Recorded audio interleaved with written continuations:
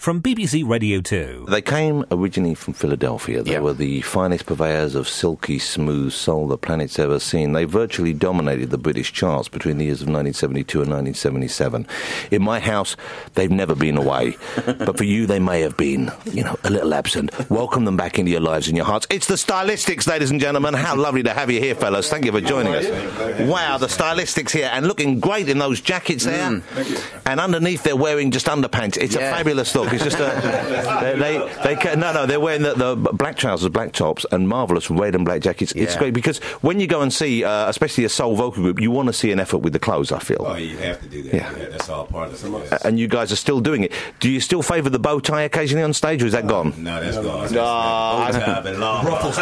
I'm a little disappointed. I was a fan of the ruffle and the tie. Oh, that was a look. That was a good look. That was a great look. Yeah, Yeah, you guys and the Miracles and the Chi-Lights, I think, pioneered that look for me.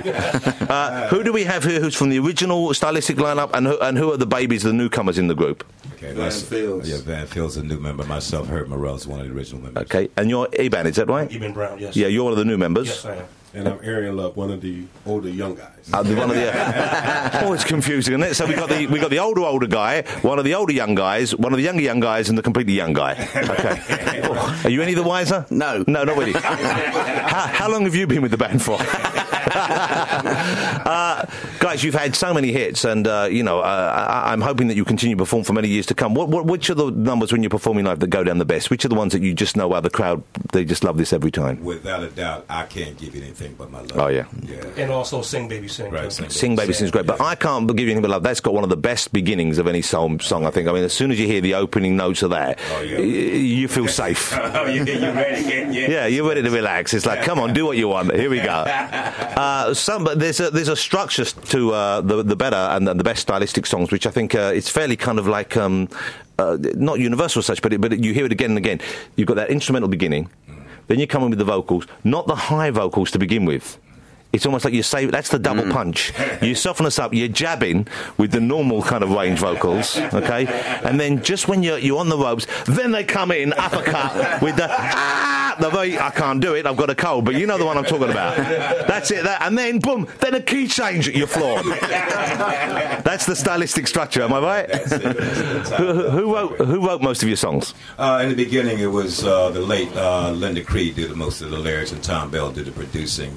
And as the years went by, there were different writers and producers along the way. Well, Tom Bell was one of the big figures on the Philadelphia soul scene. He was kind of like the Phil Spector of Philly, really, wasn't he? Very much so, yes. Once you heard a song that Tom produced, you knew it was his song by the strings and the oboes and all those things combined together. What do you guys make of the modern, what we call now, urban music, I guess? Because the kind of soul music you made, some people are still making it out there. Johnny Legend, I guess. There's some young guys doing what we consider more the old school sounding.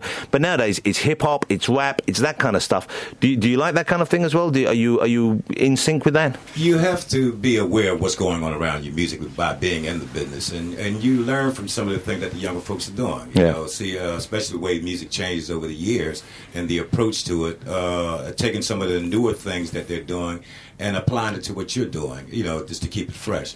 Not changing your sound per se, but just keeping what you're doing fresh. Well, interestingly, some of the sounds that the young guys use, they borrow from you guys, of course. I was listening to some Snoop the other day, and some of the electronic-y kind of noise he had in the background, I know were lifted from 70 Soul records. He's using that kind of production technique, and it's kind of, I suppose, partly to remind people, and partly also because he grew up listening to that. He grew up listening to that, exactly. Do rappers ever come to you and say, "Would you help me out? Can you sing on my songs?" Or they just sample your stuff and don't get permission first? Well, so far it's been sampling, but if one of them would come to us, as long as it's in context of good music, then we'll do it. You wouldn't want it if it was inappropriate message going out there, or indeed the sound that you weren't happy with. Yeah. As long as it's clean lyrics and they talk about something that's very positive, then we'll do it. Yeah, because you guys were never one for the down and dirty. You were never involved in the drive-by shootings against the Chi-Lights, or you never went out and tried to beat up Tavares. It was a different scene when they.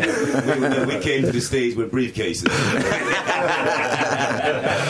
But no one messed with Harold Melvin. No one took on the Mac Daddy. No, don't mess with Harold. Well, did it feel like you were part of an actual movement? Because from where I was, and I was very into soul music, I knew of the sound of Philadelphia. You'd see it on albums known as TSOP. You knew it came from a certain, not a stable, but it came with a group of like-minded people. But when you were one of the bands there, did you feel, was there a kind of a creative community there? Well, working with Tom Bell, because at that point in time we were young. You know, we were like 17, 18 years old. Wow, just kids, yeah. Yeah, you know what I'm saying? So it was a learning process. And when those songs were taking off, we were over here on tour. Yeah, because you were always, I think, even more popular here than you were in the US. Is that right? Yeah, but at one point in time, it was like things just took off and was up to the ceiling as far as popularity goes for the group over here and throughout the UK. Yeah. You know why that was? We wanted to meet the young lady with the high voice in the band. we couldn't believe you never brought her over. It's like, where's the chick? Where's the lady who sings the high voice? Well, she still has long hair. I was going to ask, if you were 17, how were you? I was 16. Wow. There's a little bit of teasing going on about it. Now, you're going to do 2 numbers for us this morning, which I'm very excited about. Thank you. You're going to do Ebony Eyes, which is a beautiful song. I think you're doing that one first. Is that right? Yeah, Ebony Eyes first. And the other one you're going to do, is that Nana, I Love You? Now, that's the one I know. When I listen to that, as I do on a regular basis, I love it because it has that really interesting beginning. What was the instrument used at the beginning of that? Clarinet. It's a beautiful sound. It sounds kind of like, it's like chamber music. Actually, it was a harpsichord. A harpsichord. Beautiful. Obviously, we don't have that here today, but I'll play that next week or something for you. We can hear it live. Maybe I'll hum that bit for you, or we'll get the little mouth harp out. But you're going to perform live now. Do we need to put a track on first? No. I think the guys are ready to go. We're ready to go. Jonathan, we in the process of doing like 36 shows. So I sound a little dodgy this morning. Don't worry, you see, he's picked up the English language already. Dodgy. You just wanted a chance to use dodgy. I can tell. Okay. No, I heard you a second ago. It sounded great. Don't worry about it. This is, and the guys are still touring a little bit at the moment. We've missed the London date, unfortunately, but I know you're in Birmingham tonight. Right. Do you have any other dates lined up that we're still people can get? St. Albans is tomorrow. Okay. Final date. And it's the final date. And do you know when you'll be coming back? Hopefully next year. Okay, well, when you come back next year, I'm going to come and see you live, and hopefully I'll get you on my TV show, because I'd love to have you perform. But there is one condition. I want to see a ruffled shirt, and I want to see a bow tie. and that, my friends, is a deal breaker. You got to do it. I will do okay? No pictures, my friend. And I will wear one as well, okay? We'll make the whole evening. Well, man, you know what? My daughter has an afro. Okay. She has. She went to an Afro-Caribbean hairdressing shop and she had an afro put on. I've got no idea why. Right? She looks kind of great, but it's mad as well at the same time. Let's bring back the afros, because I've always thought I would look like Luke Cage, Hero for Hire, with that. You know the guy I'm talking about, or Black Lightning. I've got to be one of the Black 70 superheroes. If you haven't already got it, and I'm surprised if you haven't, the very best of the Stylistics is out right now, and I can't think of a better Christmas gift, or even after the show, download it for your MP3 player, because I have it on my car on a regular basis. Always cheers me up. I love the sound. Guys, do you do a cover versions of it? Do you other people's material as well, or is it just the Stylistics? Because you've got a huge back catalogue of your own, of course. Right. In our show, it's all Stylistics. So. And do you do If I Had $7,000 in You? Oh, well, that's one we don't do. You don't do that? No. Because I was wondering whether inflation had kicked in. Because $7,000 doesn't sound like so much anymore, does it? It's one that we're going to have to add to the show. Yeah. A lot of folks is always asking. It's a great song. Yeah. It's a great song. Yeah. Do you do, was Funky Weekend one of yours? Yes. You do that one? Yes, I love Funky Weekend. Was it a particular funky weekend you were singing about? Just one of those great weekends. You know what? I've got to write a song. You won't believe the weekend I had. What was it like? One word, funky. Okay, let's go. Let's have a look at some of the other ones here. Betcha by Golly Wow. That's a beautiful song as well. They're quite, and Let's Put It All Together is another nice one as well. Are there any that you get not tired of so much, but that you're not as keen to perform live? When you get to it, you think, is that why you don't do $7,000? Well, no, the beautiful thing about doing those songs is I'll be honest with you. is that from audience to audience, they all bring their own attitude to what the song is about. And the response is always different from show to show. And that's what keeps it fresh. So, it's always a pleasure to look forward to doing them each night in and night because out. it's the reaction you get from people. Exactly. It's interesting you say that, because I remember seeing many years ago, I was always a big fan of Barry White, who I was lucky enough to meet several times. And I remember going to see him live once, and it was one of those nights where it wasn't the biggest crowd in the world. I mean, he was doing well, he had a tour, but it wasn't a full house. And yet, bizarrely, because the crowd was so into it, I got the feeling he enjoyed it, more than any other night on that tour, because you could sense that he knew, although it wasn't a packed house, they were all really there for him. It was 100%, and they were going crazy from the beginning. As an entertainer, you have to have that attitude, whether it's 1, 1,000, or 20,000. You still give them a show. You don't shortchange them at all. No. And that's our attitude. But it helps when the audience is into it too. Of course, yeah. Do you? What sort of routines do you do on stage? You still do the synchronised moves and the steps? Yeah, that's all part of it. Yeah. Have they got a little less complex as you've got older, or is it still the full 70s? These two guys right here pushes us, so we got to keep on. The younger men. I want to tell you something, Jonathan. Yes. Arian Love, Herb Morrell, these two originals. I'm 35 years old. I've never had to keep up with two guys like these guys. So they've still got, They got more energy than me. Yeah. Wow. Well, you're the only one sitting down, I've noticed as well. That's kind of lazy. Talking about sexually, he got. Yeah.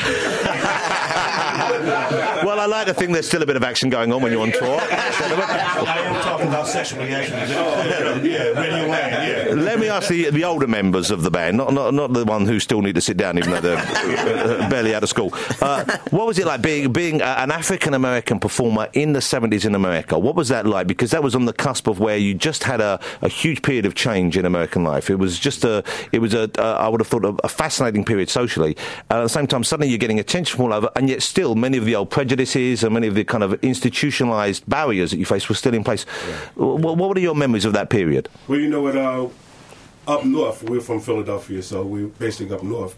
We didn't really notice any change until we got down south. And even though a lot of things would change, we saw like signs painted over. Still all the remnants of segregation were there. Exactly. That's right. And that's the first time we experienced actually seeing that. We've heard about it coming up because I didn't feel it in Philadelphia. So in Philly, it wasn't the same. I mean, but presumably there was something of a divide, was there? Oh, you know what? There was a section, even in Philadelphia at that time, there were sections of the city as a black person that you just didn't go in. So there were kind of cultural segregation, even if it was, and sort of societal, even if it wasn't specifically. Well, I'm not going to agree with that because my elementary school. I mean, I'm talking about 50s. I went to school and in the same neighborhood that I lived at for 20-something years with white friends. And I didn't feel anything change until I got to junior high school. Then I realized I was in an all-black school. But my elementary school was black and white. So it was different all over the city then, really. There was no kind of like clear cut. But now I get the feeling in a way, even though legally and societally, once again, we've so moved on, it seems to me that there's just as big a divide in the States, if not even greater than ever before. Yeah. Which is a terrible thing, and one would have thought the opposite would have been true. Exactly. But, you know, I have a fantasy, and this is an odd fantasy, and we're making it very superficial again now, but whenever I see the movie Shaft, I like to imagine, wouldn't it have been great to be a big, muscular, strong African-American gentleman in the 1970s, striding down the road, ready to just take care of business.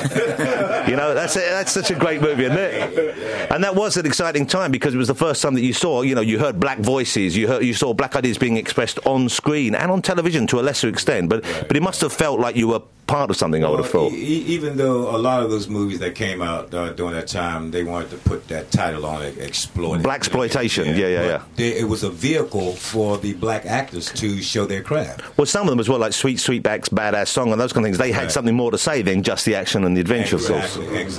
Although one of my favourite from the period, I don't know if you've seen the film Blackenstein. No.